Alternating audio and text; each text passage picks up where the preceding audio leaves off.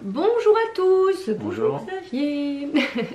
Bonjour à tous, j'espère donc que vous allez bien. On se retrouve aujourd'hui pour un débriefing de l'enquête paranormale d'Horreur de la semaine dernière. Donc merci de vos retours, merci de l'avoir regardé, de votre intérêt pour ce genre de vidéo. Pour Xavier, c'était une première. Ouais. Et puis donc merci de vos questionnements, de vos retours, de votre intérêt, de vos abonnements également, donc ça m'a fait beaucoup de plaisir. Voilà, donc on voulait revenir avec vous pour avoir vos questions, éventuellement pouvoir répondre à vos questions et aux nôtres, parce qu'en fait nous aussi, hein, on est Tout à fait, c'est clair. en pleine interrogation, puisqu'on n'explique pas non plus les phénomènes qui se sont produits.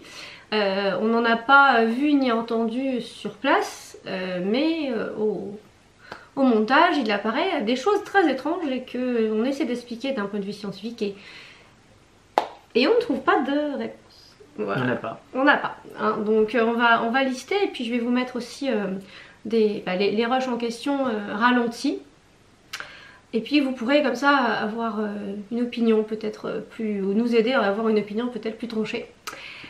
Le premier élément qu'on va noter, c'est au tout début de notre arrivée à l'entrée du cimetière, on voit une ombre qui passe comme ça à très grande vitesse devant nous. On ne l'a pas vue sur place, non. On n'a rien vu du tout. Moi je regardais le ciel et les étoiles qui étaient très belles puisqu'on avait on n'avait pas un nuage, il faisait froid d'ailleurs, vous avez dû le voir. Et si on essaie d'analyser scientifiquement, on s'est dit alors, voiture, point d'interrogation, mais les voitures de la route étant très loin, quand même, la route elle est vraiment ni de ce côté ni à proximité. À ce moment-là, on n'en entend pas et vous verrez plus tard, enfin si vous avez vu la vidéo, que quand il y a des voitures, on les entend vraiment. À ce moment-là, il n'y en avait pas. On était vraiment dans le noir total, c'est-à-dire qu'il n'y a pas de lampadaire ni de source de lumière quelconque autour de ce cimetière. Si on n'avait pas les lumières frontales, ce serait le noir complet, donc il n'y avait pas de source de lumière. Les murs sont très hauts, donc une projection de nos corps via des voitures, c'est pas possible. C'est pas nos ombres à nous. Vu la taille, vu la vitesse de déplacement, et si vous regardez l'ombre en fait des pierres tombales, elle n'est pas du tout dans ce côté-là, elle est dans le côté opposé, et l'ombre passe vraiment dans une direction qui... Ouais, elle n'a rien à faire là en fait. Qui n'a rien à faire là, tout à fait. Donc, donc Xavier, tu n'as rien vu non plus sur le temps. Ouais. Bah non. Et donc si vous avez une explication scientifique à nous fournir sur la présence de cette ombre à ce moment-là qui passe devant nous, après si on va réfléchir à plus paranormal, peut-être que c'était des entités qui étaient là et qu'on a dérangé et qui ont voulu s'enfuir très rapidement pour pas être dérangées. Ça c'est l'explication paranormale la plus plausible, mais bon.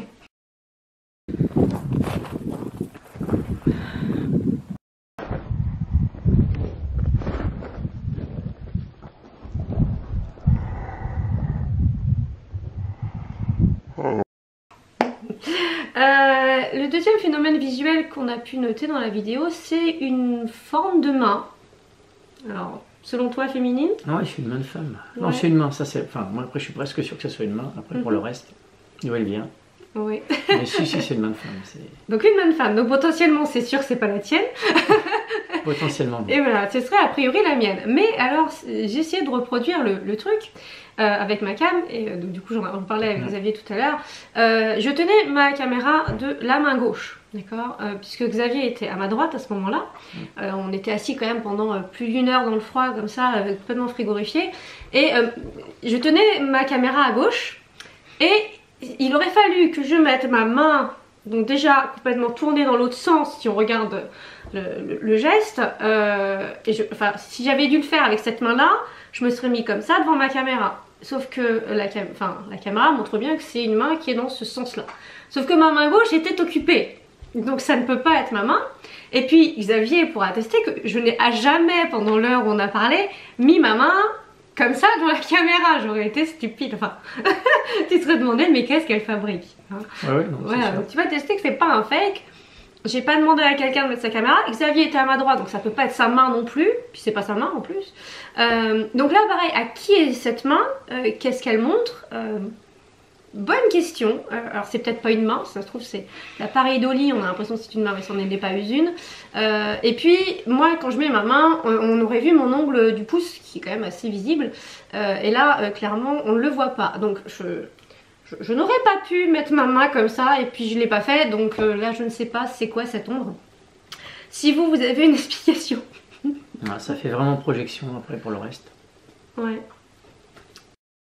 Pour tes enfants.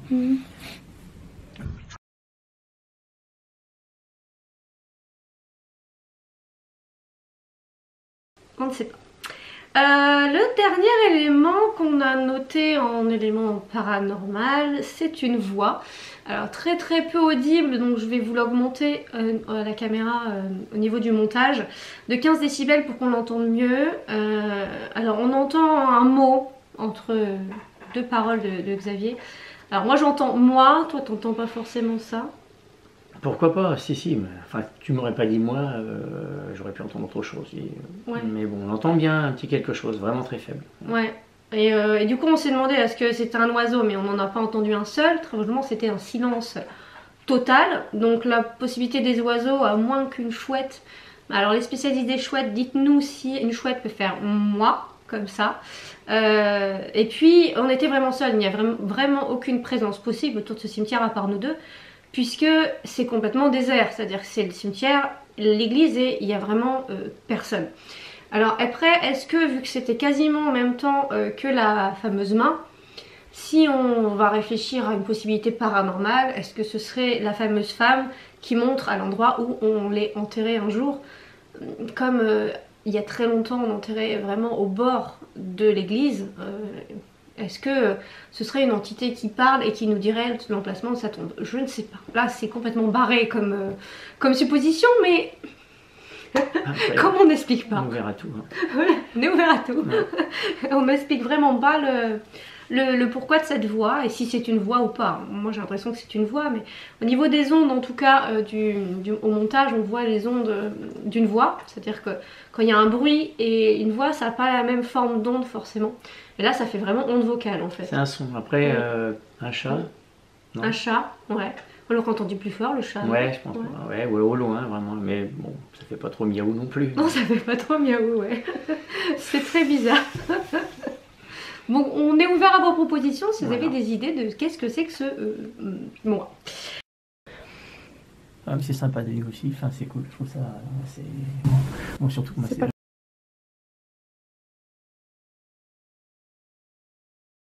Enfin, c'est cool. Je trouve ça. C'est. Enfin, c'est cool. Je trouve ça. C'est.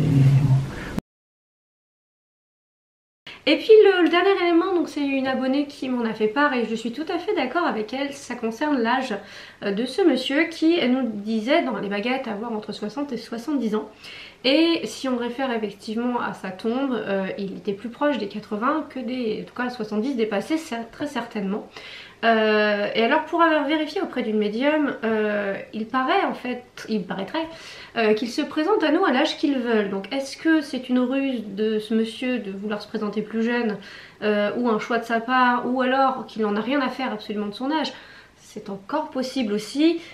Son décès était a priori en 2022, donc récent, mais cet âge donné pose question. Alors, a-t-il menti volontairement ou a-t-il voulu se montrer plus jeune? Je ne sais pas pourquoi la réponse à l'âge est fausse. Mais en même temps, la notion de temps n'existe pas de l'autre côté. Beaucoup de médiums vont vous le dire. Donc là, pareil, je n'ai pas d'explication sur Après, je pense à un petit truc, hein, pas sûr, mais après, est-ce qu'on aurait pu se tromper de tombe? Ça peut être vrai, mais c'est. Ah oui, on peut. Parce que la tombe, on n'était pas sûr quand même à 100%. Ouais. Oui. Par le fait qu'il était paysan, qu'il y avait. Oui. Pourquoi pas se tromper de tombe après? Oui, c'est dans possible. Ces cas-là, il peut vraiment avoir donné le bon âge et puis. Bon. Aussi. Ou alors, effectivement, il a donné le bon âge et nous, on avait tellement froid qu'on n'a pas fait 15 tours de cimetière. Ça ressemblait quand même, enfin, d'après ce qu'on avait eu, mais bon, oui. Après. Oui. Donc on ne sait pas en fait s'il y a une erreur.